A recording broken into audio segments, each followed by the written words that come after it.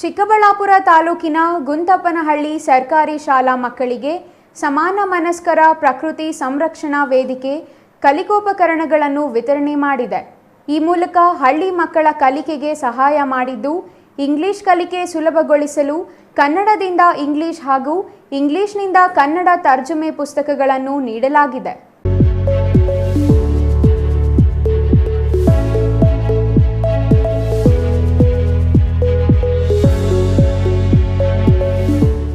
ಮಹಾತ್ಮ ಗಾಂಧಿ ಜಯಂತಿ ಆಚರಣೆ ಹಿನ್ನೆಲೆಯಲ್ಲಿ ಗಾಂಧೀಜಿ ಅವರ ದೇಶಪ್ರೇಮ ಕುರಿತು ಮಕ್ಕಳಿಗೆ ತಿಳಿಸಿ ದೇಶಭಕ್ತಿಯ ಮಹತ್ವ ತಲುಪಿಸಲಾಯಿತು.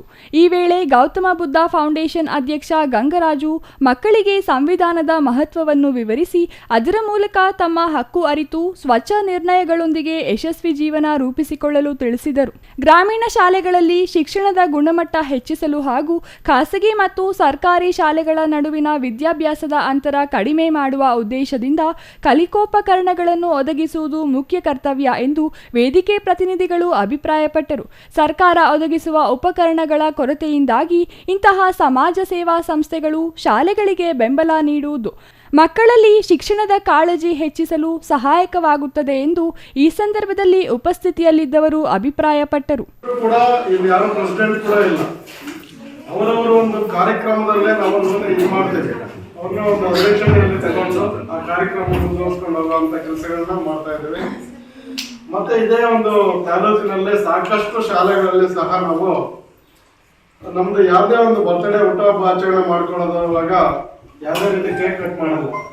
ಆ ಶಾಲೆಯಲ್ಲಿ ಹೋಗಿ ಆ ಮಕ್ಕಳಿಗೆ ಏನೇನು ಪರಿಕರಗಳು ಬೇಕೋ ಅವೆಲ್ಲ ಕೊಟ್ಟು ಒಂದು ಗಿಡ ನೆಡುವ ಮೂಲಕ ನಾವು ಕಾರ್ಯಕ್ರಮವನ್ನ ಸ್ಟಾರ್ಟ್ ಮಾಡ್ತೀವಿ. ಪ್ರತಿಯೊಬ್ಬರಿಗೂ ಕೂಡ ಗಿಡ ನೆಟ್ಟಿ ಪರಿಸರ ಉಳಿಸಿ ಅಂತಕ್ಕಂಥ ಒಂದು ಘೋಷಣೆ ಮೂಲಕ ನಾವು ಈ ಒಂದು ಸಂಘಟನೆಯನ್ನು ಮುನ್ನಡೆಸ್ಕೊಂಡು ಹೋಗ್ತಾ ಇದ್ದೀವಿ.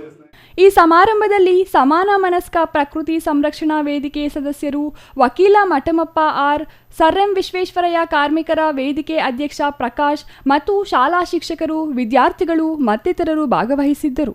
Nandakumar, CTV news, Chikkaballapur.